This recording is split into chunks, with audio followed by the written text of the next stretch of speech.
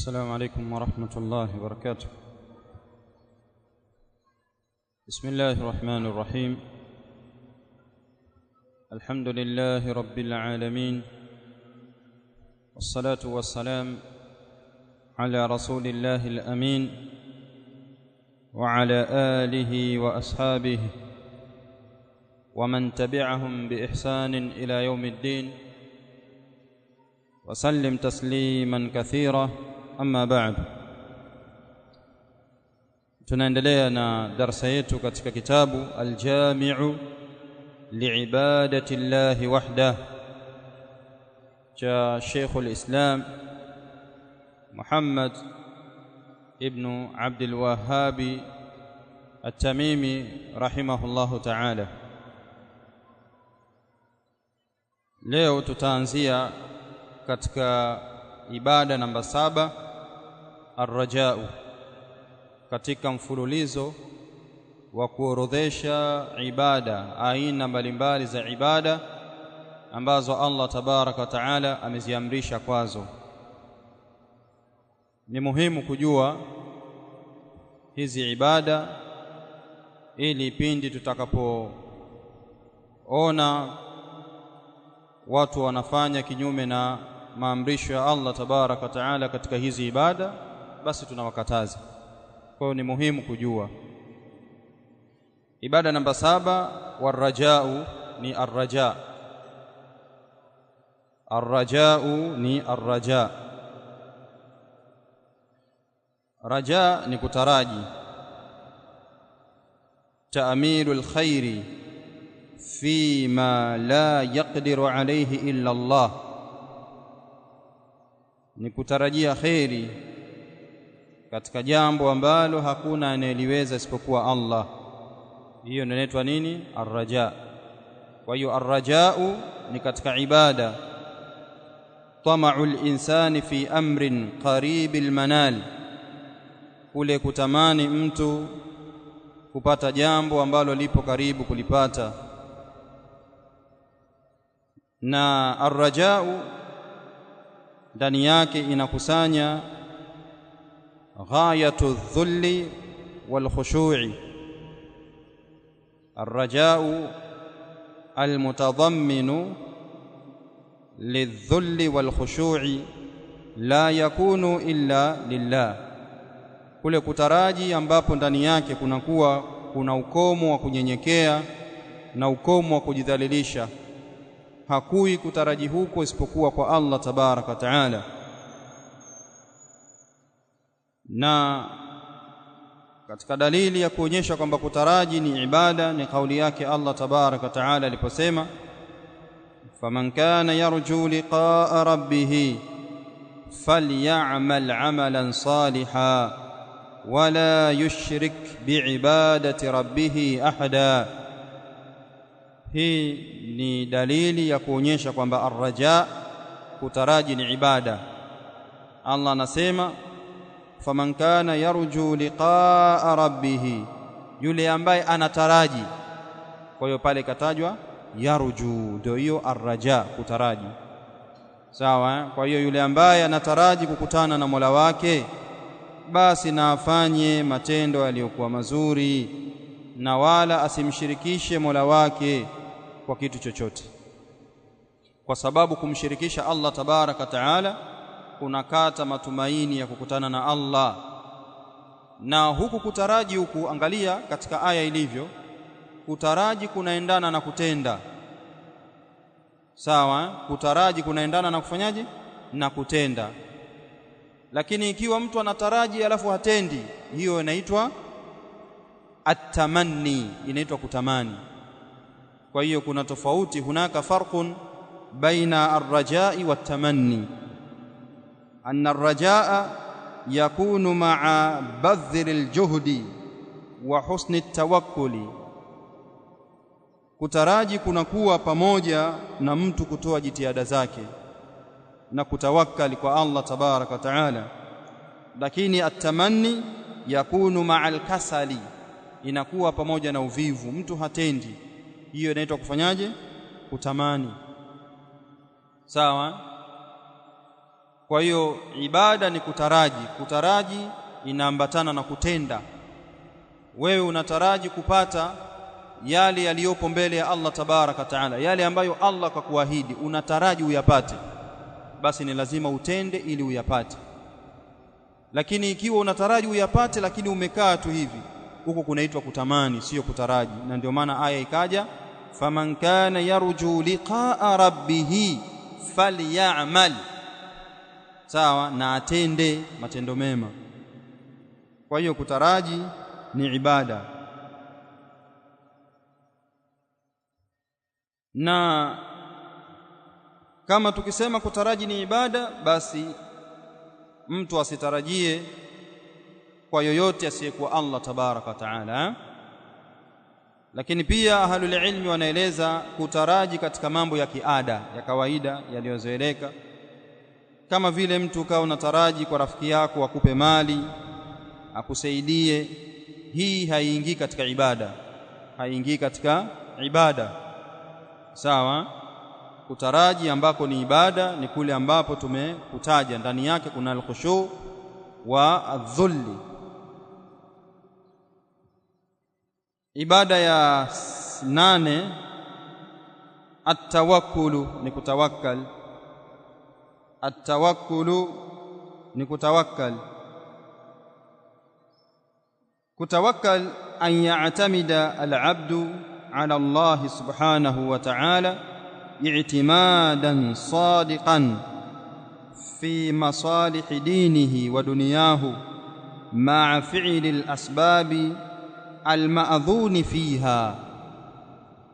Kutawakkal ni mja kumtegemea Allah tabaraka taala, kumtegemea kwa ukweli katika maslahi ya dini yake na dunia yake, pamoja na kufanya sababu, sawa. Hiyo ndio inaitwa nini? At-tawakkul.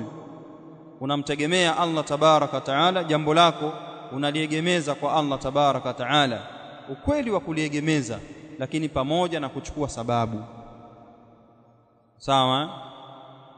Yani haiwezekani mtu ukawa unategemea unatawakali kwa Allah halafu haufanyi sababu, sawa. Huo ni uzembe, hiyo sio tawakkul. Yani mathalan mtu akawa anatawakali kwa Allah apate mtoto lakini hajaoa, kitu ambacho hakiwezekani, sawa. Ni lazima uoe, ufanye sababu. Unatawakali kwa Allah upate pesa lakini haufanyi kazi, sawa. Na ndio katika maneno maarufu ya Umar ibn al-Khattab radhiyallahu ta'ala anhu anasema, la yaq'udu ahadukum an talabi ar-rizqi wa yaqulu allahumma rzuqni faqad alimtum anna as-samaa la tumtiru dhahaban wala fiddatan. Asikae mmoja wenu akaacha kutafuta riziki akawa anasema tu allahumma rzuqni, ewe Allah niruzuku. Anatawakali kwa Allah alafu kakaa hatafuti pesa, na hali ya kuwa mnajua kabisa mbinguni hakutoki dhahabu wala fedha, kwamba umekaa umetawakali kwa Allah alafu unatarajia kwamba mbinguni pesa zitashuka chini. Haiwezekani, sawa. Kwa hiyo kutawakali kunaendana na kuchukua sababu. Kwa hiyo kutawakali ni ibada. Tunatakikana tutawakali kwa Allah tabaraka taala peke yake. Wa 'ala Allahi fatawakkalu in kuntum mu'minin, na kwa Allah tu fatawakkalu, tegemeeni, in kuntum mu'minin, ikiwa kweli nyinyi ni waumini, sawa. Na kutawakkal kumegawanyika. Kuna kutawakali kwa Allah, napo ni wa huwa min tamami al-imani wa alamati sidqihi wa huwa wajibun la yatimmu al-imanu illa bih. Kutawakali kwa Allah nako ni ukamilifu wa imani na ni alama za ukweli wa mtu, na hilo ni la wajib. Haitimii imani ya mtu isipokuwa kwa kutawakali kwa Allah tabaraka taala. Kwa hiyo kuna kule kutawakali ambapo ni ibada, ambapo mtu anatakikana atawakkali kwa Allah tu, utegemee kwa Allah. Alafu kuna kutegemea atawakkalu asirri. Kutawakkali huku ni mtu kutawakkali kutegemea kwa maiti katika kupata manufaa au kuondosha madhara. Hii ni shirki kubwa. Ukawa unategemea kwa maiti kwamba wao ndio wakuletee manufaa, unategemea kwao. Unakwenda kwenye makaburi, unakwenda kwa mawalii huko waliokufa, unakwenda unatawakkali kwao kwamba mimi nategemea kwenu nyie, niondolee madhara fulani na kadha na kadha, au muniletee manufaa fulani kadha wa kadha wa kadha, mali, riziki. Hiyo ni shirki. Sawa, kwa sababu ni kutawakkal kwa asiyekuwa Allah tabaraka taala. Lakini pia kuna kutawakkal kwa mwanadamu mwenzako. Sawa, kutawakkali kwa mwanadamu mwenzako, kama ambavyo wengi katika watu wanatumia neno hili, bwana mimi nakutegemea. Sawa, wasema hadha naw'un min ash-shirki al-asghari. Hii ni katika aina ya shirki ndogo. Kwa nini? Liquwwati ta'alluqi al-qalbi bihi wa i'timadihi alayhi, kwa ile nguvu ya kuambatana moyo na kutegemea juu yake. Wa amma i'timaduhu alayhi ala annahu sababun wa anna Allah tabaraka ta'ala huwa alladhi qaddara dhalika wajrahu ala yadayhi fa inna dhalika la basa. Lakini mtu ukategemea sababu, ukamfanya fulani, bwana wewe ndio sababu yangu, hili halina tatizo. Sawa, umemfanya fulani ndio asbabu, lakini usimfanye kwamba yeye ndiye unayemtegemea. Hii ni katika shirki ndogo. Sawa, ama kutegemea kwa mayit, hii ni katika shirki kubwa. Sawa, kama tulivyoeleza. Aina ya nyingine inayofuata ya ibada ni al-inaba.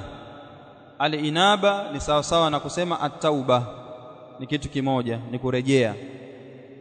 Sawa, ukisema al-inaba manake ar-rujuu ila Allah ta'ala bilqiyami bita'atihi wajtinabi ma'asiyatihi, ni kurejea kwa Allah tabaraka ta'ala kwa kufanya yale aliyoamrisha na kujiepusha maasi yake, kujiepusha na kumwasi Allah tabaraka ta'ala. Ina maana yake inaendana sawa na at-tauba. Kwa hiyo hili jambo Allah tabaraka ta'ala analipenda, kwa hiyo ni katika ibada.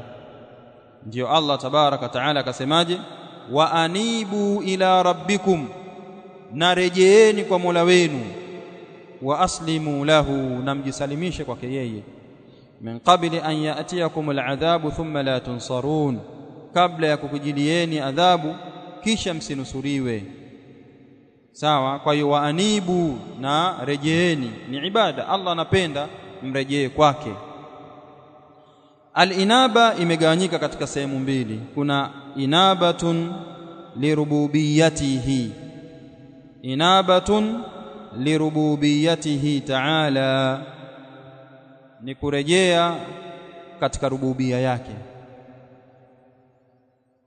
Aina hii ya inaba wanashirikiana watu wote, awe mtu ni mwema, awe mtu ni muovu, awe ni mu'min, awe ni kafir, wote wanarejea kwa Allah tabaraka taala, wote wanarejea kwa Mungu.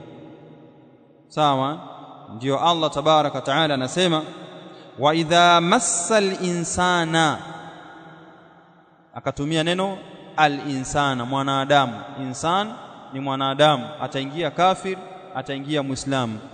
Wa idha massal insana dhurrun, pindi yatakapompata mwanadamu madhara, daa rabbahu, anamuomba Mola wake, muniban ilayhi, hali ya kurejea kwake. Kwa hiyo inaonyesha tabia ya mwanadamu, likimpata janga basi anarejea kwa nani? Kwa muumba wake. Sawa, fa idha rakibu fil fulki da'u Allah mukhlisina lahu ad-din falamma najjahum ila al-barri idha hum yushrikun. Sawa, wanadamu ndivyo walivyo, hata washirikina wa zamani walikuwa hivyo hivyo. wanapopatwa na matatizo baharini, bahari imechafuka, mawimbi, wanarejea kwa Allah, wanamuomba, ewe Allah tusaidie. Lakini Allah akiwaokoa, amewavusha mpaka nchi kavu, wanaanza tena kumshirikisha Allah tabaraka taala. Kwa hiyo ni tabia ya mwanadamu, akipatwa na majanga anarejea kwa nani? Kwa Mola wake. Sawa? Kwa hiyo hii inaitwa inabatun lirububiyatihi. Ni aina ya kwanza. Aina ya pili ya al-inaba ni inabatul uluhiyati. Inabatul uluhiyati, na hii wahiya inabatu auliyaihi, huku ni kurejea kwa mawalii wake, kwa waumini. Sawa? Mu'min akifanya jambo akawa anarejea kwa Allah tabaraka taala, hii ndio inaitwa inabatul uluhiyya. Sawa? Tayib. Kwa hiyo yule mwenye kurejea kwa Allah tabaraka taala anakuwa ni mwenye kufanya haraka katika kutafuta radhi zake Allah tabaraka taala. Anataraji hilo kila wakati, anataraji hilo kila wakati. Kwa hiyo hii ni ibada, hii ni ibada. Ibada nyingine inayofuata wal mahabba, ni mahabba, kupenda. Kupenda pia ni katika ibada. Katika ibada muhimu kabisa ni al mahabba, kupenda. Na dalili ya kuonyesha kwamba kupenda ni katika ibada ni kauli yake Allah tabaraka taala aliposema, wa minan nas, kuna miongoni mwa watu, man yattakhidhu min duni llahi andada. Wa minan nasi, na miongoni mwa watu, man yattakhidhu, wenye kufanya, min duni llahi, kinyume na Allah, andadan, miungu, wenza. Kuna watu wanawafanya wenza kinyume na Allah, wanawafanya miungu kinyume na Allah. Yuhibbunahum kahubbillah, wanawapenda hao wenza kama vile wanavyompenda Allah tabaraka taala. Sawa? Kwa hiyo mapenzi ambayo ni haki ya Allah wakayapeleka kwa asiyekuwa Allah, wakayapeleka kwa hiyo miungu yao. Sasa Allah anasema hivi, walladhina amanu ashaddu hubban lillah, na wale ambao wameamini wana mapenzi makubwa na Allah tabaraka taala. Sawa? Kwa hiyo kupeleka mapenzi kwa Allah tabaraka taala ni sifa ya waumini. Sawa? Walladhina amanu ashaddu hubban lillah, kupeleka mapenzi yale ambayo ni stahiki ya Allah tabaraka taala ukayapeleka kwa Allah, hiyo ni katika alama za waumini. Sawa? Lakini pia kuchukua mapenzi ambayo ni stahiki ya Allah tabaraka taala, mapenzi ambayo ndani yake kuna kunyenyekea, kuna kujidhalilisha ndani yake, mapenzi haya ukayapeleka kwa asiyekuwa Allah tabaraka taala, utakuwa umefanya shirki. Ndio aya ilipoanza, wa minan nasi man yattakhidhu min duni llahi andada. Sawa? Yuhibbunahum kahubbillah. Kwa hiyo mapenzi ambayo ni ya Allah ukayapeleka kwa asiyekuwa Allah, yuhibbunahum kahubbillah. Umeelewana? Haya mahabba pia, mapenzi yamegawanyika katika sehemu mbili. Kuna mahabbatu ibadatin, mahabba ambayo ni ibada, wa hiya allati yakunu ma'aha dhullun wa khushu'un, nayo ni yale mapenzi ambayo ndani yake kuna kujidhalilisha na kunyenyekea, lilmahbubi, kwa yule unempenda. Sawa? Haya hayawi isipokuwa kwa Allah tabaraka taala. Yani labda mathalan mke wako unampenda kiasi ambacho unanyenyekea kwake yeye, unadhalilika kwake yeye, unajidhalilisha kwake yeye, hayo ni mapenzi ambayo ni stahiki ya Allah, umeyapeleka kwa mke wako, umefanya shirki. Sawa? Kwa sababu zile nguzo za ibada zote zimetimia katika mapenzi, alafu umezipeleka kwa asiyekuwa Allah tabaraka taala. Kwa hiyo Allah tu ndiye ambaye unatakiwa umpende kwa kunyenyekea kwake yeye na kwa kujidhalilisha kwake yeye. Alafu kuna almahabbatu at-tabi'iyya, almahabbatu at-tabi'iyya, mahabba ya kitabia. Na haya ndiyo kama mapenzi ya mtu kupenda mali, kupenda watoto, kupenda mke, sawa, kupenda wanawake. Kuna hadithi hiyo, kupenda manukato. Mtume sallallahu alaihi wasallam katika hadithi maana yake anasema, mimi nimependezeshewa katika dunia yenu wanawake na nini, na manukato. Kuna hadithi hiyo, sawa. Kwa hiyo ukapenda kuoa sio kuzini, ukapenda kuoa sio jambo baya, sawa, sio jambo baya. Ukapenda kuoa wanawake, wa kwanza, wa pili, wa tatu, wa nne. Kupenda watoto, kupenda wazazi, kupenda wengine wanapenda nyumba. Usio kasema wewe unapenda nyumba, hayo ni mahaba, hayo ni stahiki ya Allah, utakuwa hujaelewa vizuri. Kuna mwingine anapenda nyumba, mwingine anapenda gari, yani anapenda kipando.